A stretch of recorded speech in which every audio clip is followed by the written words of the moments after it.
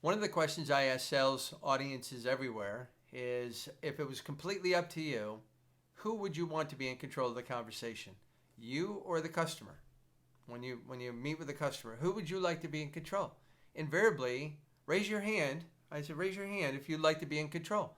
And everybody in the room, salespeople and sales managers, well, they all raise their hand. Of course.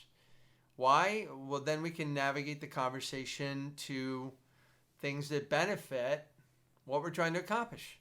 So I would raise my hand as well. But if we went and surveyed the customers of the world and we asked them, when you talk to a vendor or salesperson, Mr. Customer, who would you like to be in control of that conversation? The salesperson or you? And I would argue that most customers would very quickly say, I would rather be in control. Customers don't want to be controlled by a salesperson. Now we have a battle brewing. The salesperson wants to be in control and the customer wants to be in control. Who's going to win that battle? And the answer depends on the answer to this next question. Why is it in the customer's best interest for you to be in control of the conversation?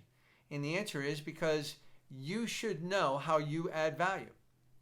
So one of the myths in sales lore over time has been you want to get the customer talking. And I don't think that's enough in today's competitive environment. You also want to keep the conversation on track.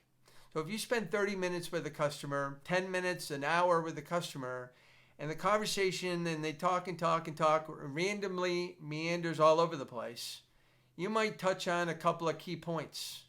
Well, that's not a lot of meat in a 1-hour conversation. If I can keep the conversation on track, I make the better use of the customer's time. And by the way, I make a better use of my time, and I can accomplish more within the time we have with our customers.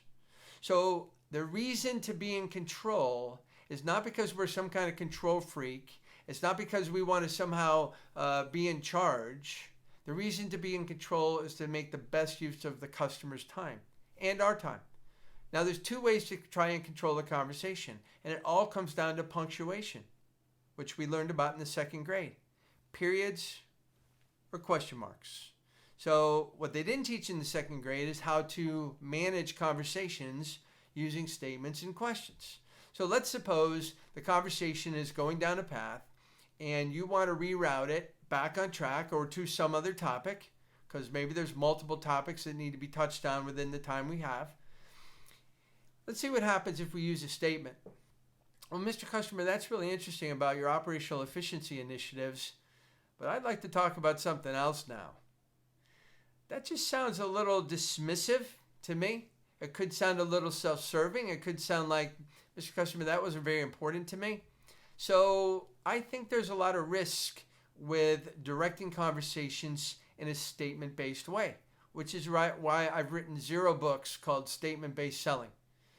How about if we plug in a question mark?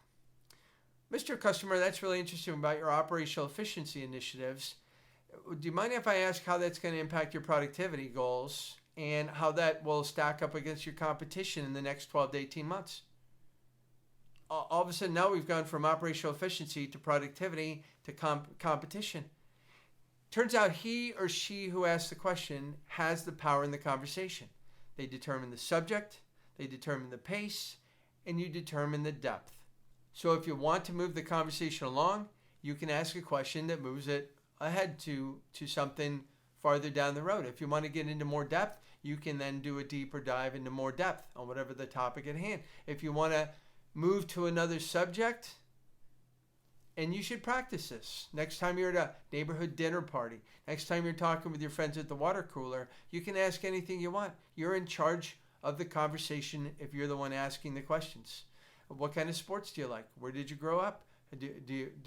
Where do you live in town? Do you have any kids? What's your favorite hobby? Do you like to garden?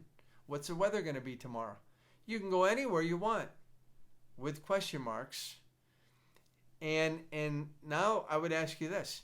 Yes, if we can keep the conversation on track, that's good for the customer. That's good for us. Do people like it when we're interested in them in general? And the answer is a resounding yes. So when you're asking, Mr. Customer, besides the obvious goals of this, and this, what else do we need to pay attention to? This is not about personality. This is about positioning skills.